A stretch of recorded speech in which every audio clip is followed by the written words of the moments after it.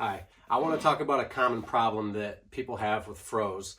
I've had probably 4 or 5 of these over my carving career, and I've had the same problem with every single one of them. That's not to say that these aren't made well, it's just a problem that's inherent to this tool. And while I could use a chainsaw to section these up into billets or send it through a wood splitter, I prefer to do it the old-fashioned way with a mallet and a Froe. So how does this work? Basically, you just put it on the back of a log, you grab a mallet, you hit it extremely hard, and that's supposed to split the log. But here's the problem right there. Inherently, over time, the wood fibers compress in the fatter end of the handle, and eventually the handle will slip right through the eye. And this causes plenty of problems while you're using the tool.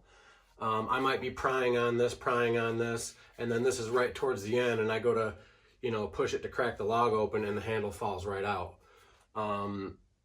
Also, with the fact that the handle is not stationary while I'm beating on the back of this, if this is moving, this can pinch my fingers. There's just a lot of problems that can come from bad handles on Froes.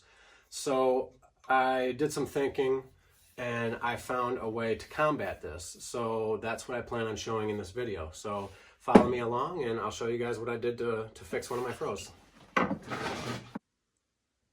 So first, let's talk about the things that you're going to need. You're going to need something to write with. I chose a marker. You're going to need a replacement handle. You're going to need a knife, or you could use a draw knife. You could use a spoke shave, just something to shape the handle. You're going to need a drill bit that you don't need anymore. Like this one, for example, I don't know if you can tell, but it's bent. This is going to be my sacrificial one. I'll also need a good one for drilling a hole in the handle. You'll need something to cut the drill bit with. I chose an angle grinder with a cutoff wheel, and you're going to need a mallet. So I'm going to do this a little bit in reverse order. This is the finished Froe. I'll give you a quick overview of it just so you can kind of get a visual for what I've done to it, and then I'll kind of explain it further here in a minute.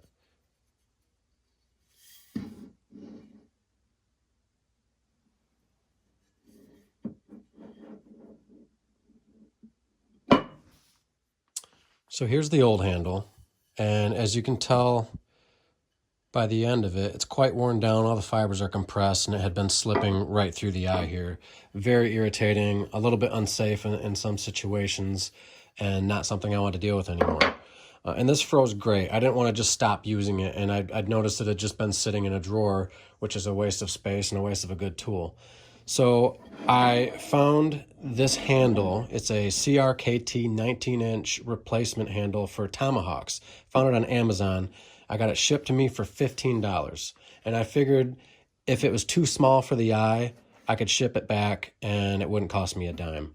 But I was fortunate in the respect that it actually fits fairly well. It's a snug fit from front to back, or top and bottom, as you see here on the screen, but isn't snug on the sides necessarily. And I'm not super worried about that. I've done something to combat that, actually. So what I did was I took a drill bit. I drilled a hole through the handle here at my stopping point. You can see this black line here, which is what I used the marker for. I drilled the hole. I put a drill bit in there. It's really just kind of press fit. And I cut it off, cleaned up all the sharp bits on it so I can't get hurt on it. And that's going to stop this from slipping down as I use this. So these fibers might compress a little bit, and it's possible that, this might get loose on the handle, but all it's ever going to do is go up, in theory at least. It shouldn't ever go down because I have this kind of pin here stopping it. This was just a spare drill bit that had a little bend to it, so it wasn't usable anymore anyways. I just had it kicking around in the drawer, and I figure why not give it a little use. So as you can see, it's butted right up against that drill bit, so this is not going down at all. So let's talk about what I did to shape the handle. You can do this many different ways. I had to take at the front end of it here, probably about 1/4 inch down, and almost nothing down at this end. So I kind of had to, taper it. And it's a really good fit now. I used a draw knife on my spoon mule, although you can use a Sloyd, you can use a draw knife, any variety of sanders, and I don't know how well you can pick it up, but you can kind of see the facets from my for my spoke shave. Like I said, I started with a draw knife and I cleaned it up with a spoke shave, and it's a very, very tight fit. I hammered this in with a wooden mallet. I actually broke one of my wooden mallets doing so, so it's a nice fit. And I think it turned out pretty good. And if for $15 I get, you know, a year or two out of this, I'll be happy with that, because the handle that I had in this didn't even last me a whole year. And that's, you know, it's a hardwood. This is ash, I believe, and it should have lasted me much longer. But the fact that it's super straight and didn't have a taper to it really made it easier for this to eventually slip through the eye. This has got a lot more of a swell at the end of it, so I think even if I hadn't put this in, I think this handle would have lasted a lot longer.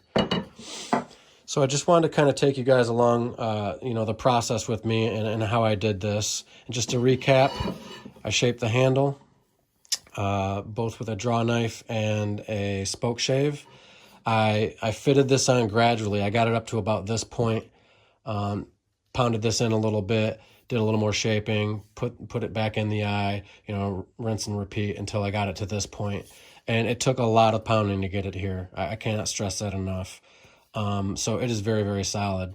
Then I drilled the hole. I put the drill bit in. I cut the drill bit off. I cleaned it up. And other than kind of chamfering the end here and cleaning up, you know, the shaft of it, that's about it. So for $15 and maybe about 10 minutes of my time, I've got my tool back. And this can go, you know, into my stock of dry wood that I use for other tool handles for the future. So hopefully you guys took something from this video.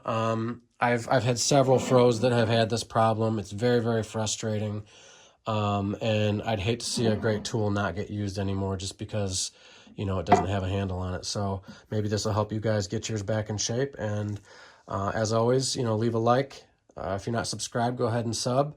And drop a comment if you got any questions. I'd be happy to, you know, give you guys any kind of further directions on this or a little more insight into my process if there's anything I haven't gone over. Thanks a lot for watching. Take it easy.